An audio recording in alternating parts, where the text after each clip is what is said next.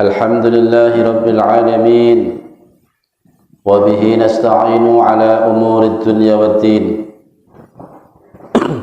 والصلاة والسلام على أشرف الأنبياء والمرسلين سيدنا ونبينا ومولانا محمد وعلى آله وصحبه أجمعين رب اشرح لي صدري ويسر لي أمري واحلل عقدة من لساني يفقه قولي سبحانك لا علم لنا إلا ما علمتنا إنك أنت العليم الحكيم أما بعد حضرة المكرمين para alim, para ulama, para habaib, bapak ibu kaum muslimin muslimat, mukminin mukminat, shaimin shaimat yang dimuliakan Allah. Alhamdulillah, puji syukur kehadirat Allah Subhanahu wa taala atas rahmat, taufik, hidayahnya. Pagi hari ini kita dapat melaksanakan kewajiban kita, yaitu melaksanakan sholat wajib subuh secara berjamaah, dan insyaallah pagi hari ini kita masih dalam keadaan berpuasa. Salawat dan salam semoga selalu tercurah ke pangkuan junjungan kita Nabiullah Muhammad sallallahu alaihi wasallam, berikut para keluarga, para sahabat, para dzurriyyah dan para pengikutnya yang setia, yang selalu teguh dalam sunnahnya. Semoga kita telah mendapatkan syafaat beliau di hari kiamat. Amin ya rabbal alamin. Pagi hari ini khusus penyampaian kitab Nashaihul Ibad di Mushola Miftahul Ulum sampai pada maqalah yang ke-32. Bismillahirrahmanirrahim. Wal maqalatus tsaniyatu wassalasuna. Adapun maqalah yang ke-32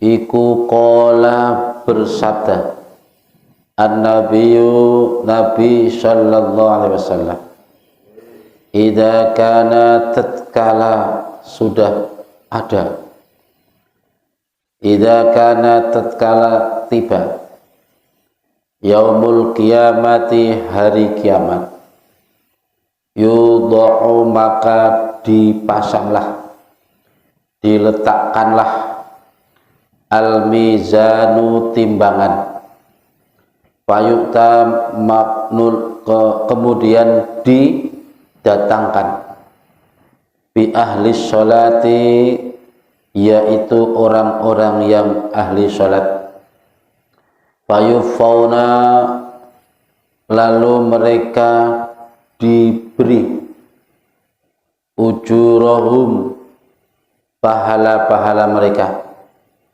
ay yu'tauna artinya mereka telah diberikan ujurahum pahala-pahala mereka kamilatan secara sempurna, bil mizani dengan ditimbang, summa yu'ta lalu didatangkan pula bi ahli shaumi, yaitu orang-orang yang ahli puasa, wa fi nuskhin dan di dalam nuskah yang lain bi ahlil haji, yaitu orang-orang yang ahli haji, artinya yang pernah haji.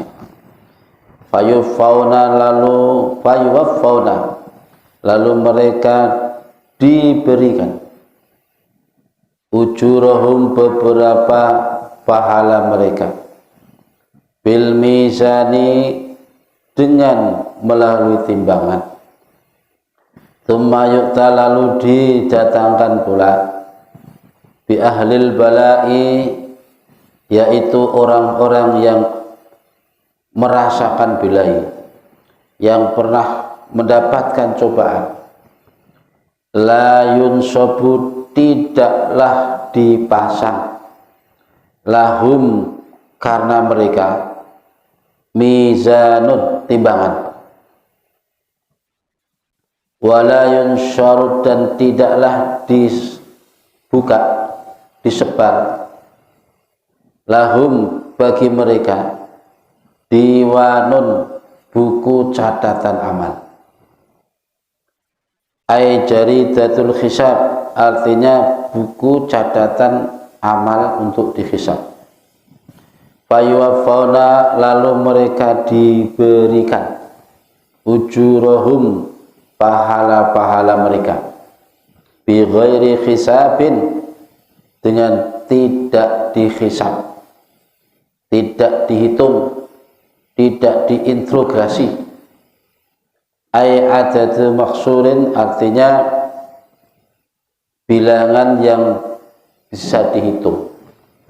Hatta yatamanna, sehingga berharap, ahlul afiyati, orang-orang yang sehat, laukanu, hendaknya mereka jadi, biman zilatihim, menduduki derajat mereka.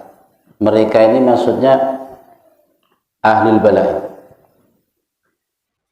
Falau, adapun huruf lau iku masdariyatun, lau masdariyah, min kasrati sawabillahi ta'ala, karena banyaknya pahala yang diberikan Allah Ta'ala alaihim, atas mereka. Bismillahirrahmanirrahim. Ini hadis, karena yang bersabda Nabi, yang artinya begini: manakala hari kiamat sudah terjadi, maka timbangan dipasang, disiapkan, kemudian dipanggillah orang-orang yang ahli sholat, lalu mereka diberikan pahala-pahalanya, tapi bagi mereka tetap melalui timbangan. Ini orang-orang yang ahli sholat. Kamu sholat, ya malaikat, ini pahalamu. Tapi sana dulu ya, ditimbang. Begitu juga didatangkan ahli puasa, yang ketika hidup di dunia dia melakukan puasa. Dalam nuskah lain didatangkan pula orang yang pernah haji, didatangkan pula mereka di hadapan mizan. Setelah mereka dipenuhi pahala-pahalanya, bagi mereka tetap dihadapkan pada timbangan. Setelah ditimbang, tergantung saja. Manakala amal baiknya lebih berat, maka itu pertanda ia menuju ke surga. Namun manakala amal perbuatan jahatnya lebih berat, maka itu pertanda arahnya ke neraka. Setelah orang-orang yang ahli ibadah, baik puasa, sholat, haji, sedekah, dan lain sebagainya, dihadapkan kepada timbangan. Namun setelah itu didatangkan pula orang-orang yang sabar dalam menghadapi cobaan Allah. Orang-orang yang hidupnya penuh cobaan. Cobaan itu bisa jadi berupa kemiskinan, kemelaratan, bisa jadi juga berupa kekayaan, melimpahnya harta, bisa jadi berupa tingginya ilmu dan kedudukan, tergantung dari sisi mana kita memandang dan menilainya. Itu semua cobaan. Istri cobaan, anak cobaan, pangkat kedudukan cobaan semua. Jika itu ia lalui dengan penuh kesabaran, maka baginya tidak ditimbang. Setelah dipenuhi pahala-pahalanya, langsung diantar malaikat ke surga. Mereka bilang, loh, kita bawa kemana ini? Nah, ini buku catatan amal untuk apa? Ah, enggak, buang aja itu, kata malaikat. Lalu enggak usah ditimbang, enggak usah ditimbang. Ini bagi orang-orang yang sabar dalam menghadapi ujian. Tentu dengan catatan sabar. Memang banyak orang yang hidup dalam ujian, namun ia lalui dengan tidak sabar. Bisa jadi dengan gerutu, bisa jadi dengan tidak ridho terhadap keputusan Allah. Maka persoalannya tentu lain di sana nanti. Ya memang mereka dikasih pahala, tapi timbangannya tetap nantinya. Jadi besok di akhirat, setelah dihadapkanlah orang-orang yang ahli bala, seringkali menghadapi ujian dan cobaan Allah, namun dihadapi dengan sabar, tawakal, maka ia tidak melalui hisab, masuk surga langsung. Sehingga orang-orang yang cerdas, yang pandai, yang bijak, mereka malah saling berharap agar mereka menduduki kayak orang itu. Artinya, mbok yo kita ini seperti mereka. Saking mereka melihat betapa banyaknya pahala Allah yang diberikan Allah kepada orang-orang yang sabar dalam menghadapi ujian dan cobaan. Makanya ketika di dunia ini memang kata sabar itu mudah diucapkan, tapi tidak semudah ketika dilaksanakan. Orang bisa saja mengatakan ya sabar ya, padahal ketika diuji Allah sendiri, kadang yang mengucap sabar itu juga enggak sabar. Makanya nilainya besar dan pahalanya banyak. Kedua, wal maqalatu salisatu wassalasun, maqalah yang ke-33, an ba'dil hukama'i, dari sebagian orang-orang yang ahli hikmah.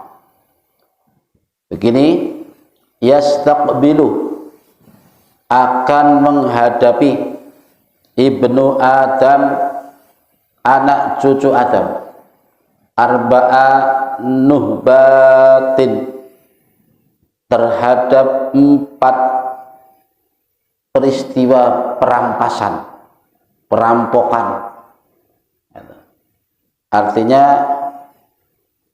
diambil secara paksa, perampokan, perampasan. Kata nuhbatun iku bidhammin nuni, dengan dibaca dhammah nunnya, wahya allati taghlibuhu, yaitu sesuatu yang mengalahkannya. 1, 4 perkara yang merampas itu apa? Yantahibu, telah terampas, akan terampas atau merampasnya. Malakul maut, malaikat pati, malaikat juru pati, rohahu terhadap rohnya. Ini yang pertama.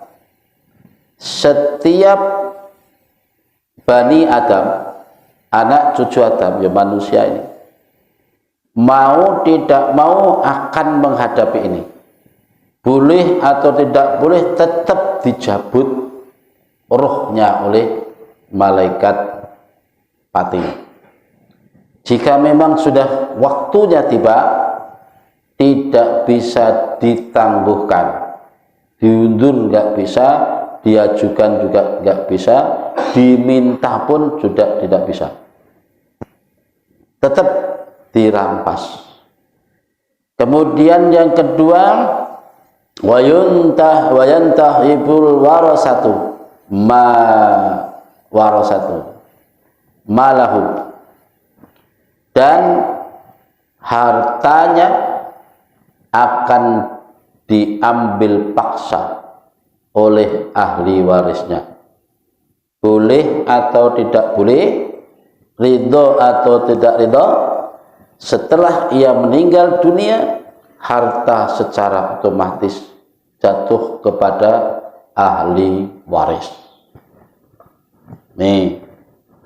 Kemudian yang ketiga, ad-dudu jasmahu,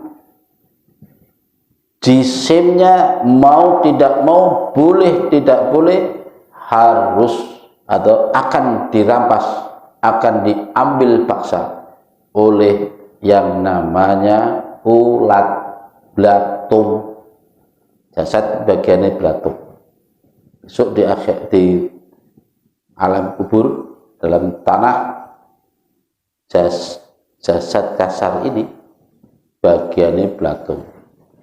Kalau toh ada ditemukan jasad seseorang yang sudah puluhan tahun meninggal dunia, tiba-tiba jasadnya ternyata utuh, itu ada dua kemungkinan. Kalau tidak orang ini sebagai waliullah, sehingga jasadnya pun diamankan, diselamatkan dari gerogotan belatung-belatung itu dan tidak termakan oleh tanah. Atau kemungkinan kedua, tanah tidak mau menerimanya, entah itu karena banyaknya dosa, entah sebab lain. Ada yang begitu. Jadi ada dua kemungkinan. Jadi kalau ada kejadian begitu, ya kita tinggal lihat cerita hidupnya dahulu. Kalau orang ini dulunya tergolong orang soleh, ya insya Allah berarti itu diselamatkan oleh Allah. Tapi kalau tergolong orang yang jahat, itu sampai mati dia jahat, artinya berarti ya bisa jadi tanah atau kuburan tidak sudi memakannya. Jadi yang ketiga, jisim kita ini, jasad kita ini, mau tidak mau, boleh tidak boleh, rela atau tidak rela, akan jadi bagiannya belatung-belatung itu. Kemudian yang keempat, wayantahibul khusoma'u amalahu. Besok ketika di akhirat tentunya, orang yang selama ini kita aniaya, khusoma itu bisa diartikan memusuh, Pak. Musuh, tapi musuh dalam artian orang ini dulunya ketika di dunia justru kita yang menganiaya. Besok di akhirat dia justru akan menjadi musuh kita yang akan siap merampas dan menghabiskan amal-amal kita. Gitu. Artinya begitu, bukan musuh ketika di dunia ini. Tidak. Artinya orang-orang ini yang akan merampas habis amalan-amalan kita besok di akhirat. Nah ini karena apa? Karena orang-orang tersebut yang dulu pernah kita aniaya, kita rampas haknya, entah itu secara paksa mengambil hartanya, atau secara dengan cara menghibahnya, menjatuhkan harga dirinya, atau memang secara fisik pernah disakiti. Besok di akhirat setelah ditimbang, setelah dihisab, orang ini menuntut. Ketika orang ini menuntut terhadap orang yang pernah dianiaya, katakan contoh yang baik itu kita aja dulu lah. Andaikan kita pernah melakukan kedoliman kepada seseorang, maka orang ini nanti akan mengambil, menuntut amal kita. Terus wa in kana lahu amalun, in kana lahu amalun sholihun, wa illa humila alaihi dzunubuhum. Jika orang ini punya amal, bisa jadilah amalnya dilimpahkan kepada orang yang menuntut tadi. Tapi kalau orang ini tidak mempunyai amal baik, justru dosanya yang banyak, gimana ini? Maka dosa-dosa orang yang menuntut ini dilimpahkan, ditimpahkan kepada dia. Itulah yang dalam hadis sangat terkenal Nabi menyebutkan sebagai orang yang muflis. Muflis itu orang yang bangkrut. Suatu saat Nabi pernah bertanya kepada para sahabat, tahukah kalian siapa yang disebut orang yang bangkrut kelak di akhirat? Para sahabat jawabnya banyak, macam-macam. Ada yang mungkin orang yang nggak bawa bekal apa-apa. Orang nggak bawa bekal memang nggak, bangkrut lah, nggak punya bekal. Mungkin karena nggak punya amal ibadah, dan macam-macam lah jawaban para sahabat. Nabi lalu menegaskan yang disebut muflis, yaitu orang yang mengalami pailit besok di akhirat, adalah orang yang manakala menghadap kepada Allah, ia membawa banyak amalnya, baik amal sholatnya, amal puasanya, haji berkali-kali, baca Quran tekun, ngaji tekun, sedekah tekun, menuntut membantu seseorang, pokoknya rajin. Amal ibadahnya bagus semua, tapi dibarengi dengan dosa yang tidak disengaja, tidak disadari. Dia juga suka menggibah orang, suka menabur fitnah, suka menyakiti hati orang tanpa disadari. Ternyata dosa-dosa itu pun juga tercatat rapi, tersimpan rapi di hadapan Allah. Begitu dihitung, dihisab, amalmu memang luar biasa, hajimu memang bagus, sedekahmu memang bagus, ya sudah, ini pahalamu seret, gitu kan? Dipenuhi semua pahalanya, pahala sholat, pahala haji, pahala baca Quran, dzikir dan sebagainya. Namun begitu mau dihitung, dihisab, ternyata orang yang datang, banyak orang berdatangan menuntut mereka, menuntut orang ini. Mau dibawa kemana ini malaikat? Ya bawa ke surga, karena ini menurut keputusan sidang orang ini amalnya bagus. Sebentar malaikat, ini kayaknya dulu orang ini punya masalah sama saya, belum selesai. Masalah apa? Aku dulu ketika di dunia tanpa salah, tanpa apa, lalu jotos saya. Lalu maunya apa? Minta pengadilan. Oh begitu. Begitu dihisab, dihitung, ternyata memang orang ini salah. Maka pahala orang ini dikurangi, diambil, diberikan kepada orang yang menuntut itu. Kemudian datang lagi orang yang masih menuntut. Kamu ada urusan apa dengan orang ini? Dulu malaikat, orang ini pernah memfitnah aku, sehingga di lingkungan itu namaku jatuh, orang banyak membenciku, habis namaku. Jadi mau apa? Minta keadilan. Nah, akhirnya diadili, set, diputuskan orang ini benar, lalu diambil lagi pahalanya. Dan begitu seterusnya, banyak orang yang menuntut, diambilkan pahalanya lagi, menuntut, diambilkan pahala, sampai pahala itu habis. Pahala zakat, pahala puasa, pahala sholat, semuanya habis, diberikan kepada orang-orang yang menuntut. Setelah habis ludes, ternyata masih banyak orang yang disakiti, pada berdatangan minta pengadilan. Habis sudah, tinggal dosa-dosanya. Akhirnya mau diambilkan pahalanya sudah habis, sehingga malaikat terpaksa mengambil pahala orang, dosa-dosanya orang yang menuntut itu, diberikan, ditumplekkan kepadanya. Itulah yang disebut orang muflis, orang yang bangkrut di akhirat kelak.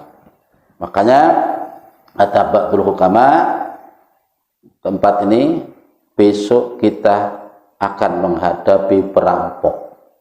Artinya orang yang dengan paksa akan mengambil pahala-pahala amal kita. Itulah yang paling kita takuti. Oke, selama ini mungkin kita yakin, kita percaya diri membawa amal ibadah yang banyak.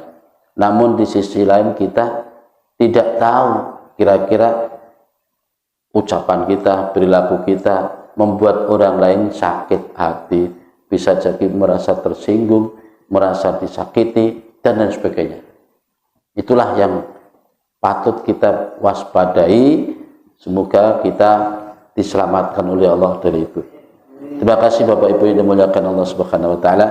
Demikian kulsub pagi hari ini sebagai kulsub penghujung terakhir di dalam